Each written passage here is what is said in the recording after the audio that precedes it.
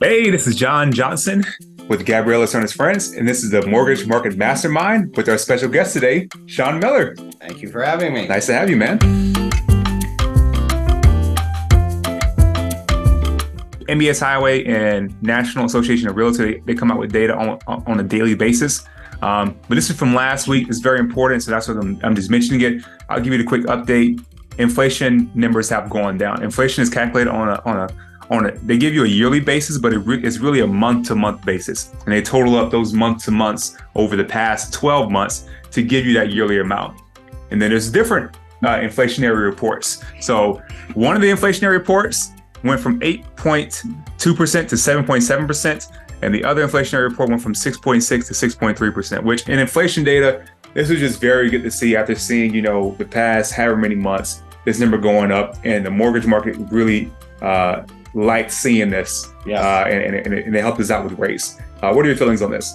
Yeah, well, the Feds, nobody looks at it favorably when they're continually raising rates, and these are the Fed funds rate, which then affects your prime interest rate, which affects your home equity lines of credit, which affects your credit cards. So they're doing this to curb people's spending.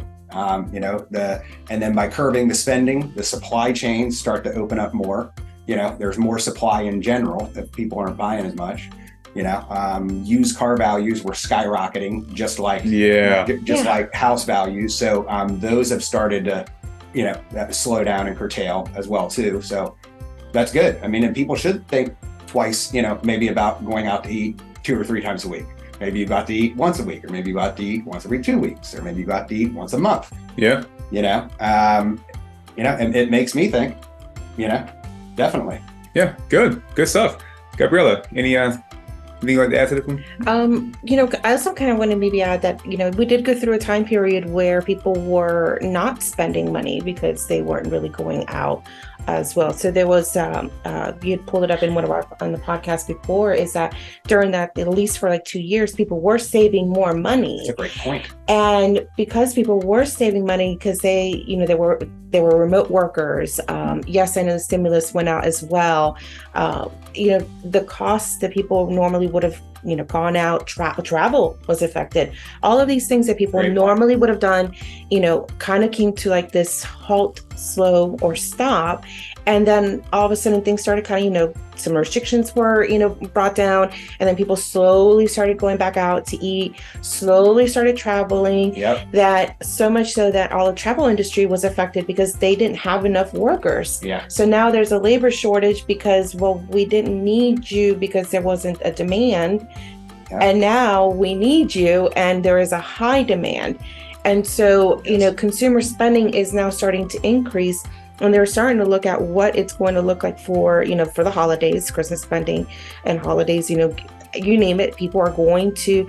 The concern was from the article that I read is that people are going to start looking to get increase in credit lines to start spending for the holidays and going out. Well, and I'm not agreeing to think that it's a best move either. It's just when we talk about buyers, we also have to think about like the consumer mentality of spending when you couldn't spend, and then when you weren't able to spend, and then the haves and the haves nots. I had money, but I couldn't spend it. Okay, now I have money, I'm going to spend it. And now people are like, oh my gosh, I don't have money, but now I want to keep spending. So this is where we go into the inflation, where the economists talk about those numbers. But I like to discuss about like the mentality of the people, where they have been for the last at least 2 going on 3 years. We're going to have to get you on the news. No. We're the robots and she's the heart. So well, and that's kind of like something that we've kind of established, is that I put a different perspective, because I don't come from the loan originator side. I come from the from marketing, and also like consumer. Like, let me put myself in the consumer shoes when we're talking about these topics. And then yes, even that's national data, but also what about we're in Florida. So what is the Florida inflation? It was trending higher than the national data. So that's something that, again, not working in this industry, I wouldn't have known that. And I wouldn't have understood that.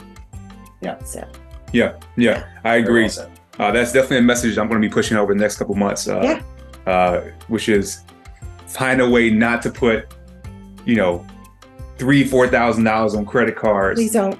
For your kids having a Merry Christmas and everything else. There's plenty of ways. There are so many events that happen during this time of the year, especially free events. So many churches that are doing events. Many different get-togethers. People are having potlucks.